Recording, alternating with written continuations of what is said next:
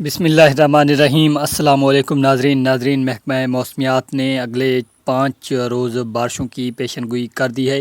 آج شام سے 5 جون تک ملک گیر موسمی صورتحال کی رپورٹ ہم آپ لوگوں کے ساتھ پیش کرنے جا رہے ہیں۔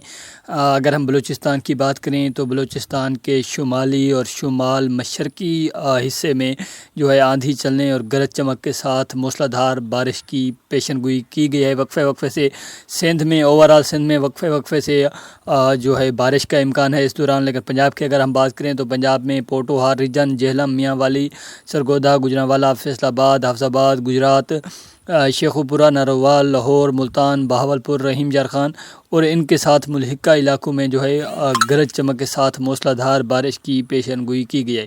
خیبر پختونخوا میں چترال، دیر، چارباغ، ملکنڈ، صوابی، مردان، رستم، پشاور، چارسدہ، ہری پور، مانسیرہ، ایبٹ آباد اور ان کے ساتھ والے ایریاز میں جو ہے یہاں پر بھی شدید موسلا دھار بارش کی پیشن گوئی کی گئی ہے۔ اس کے بعد گلگت بلتستان اور آزاد جموں کشمیر میں مختلف مقامات پر بادل رہنے اور ہلکی پھلکی بارش کا امکان بتایا گیا ہے۔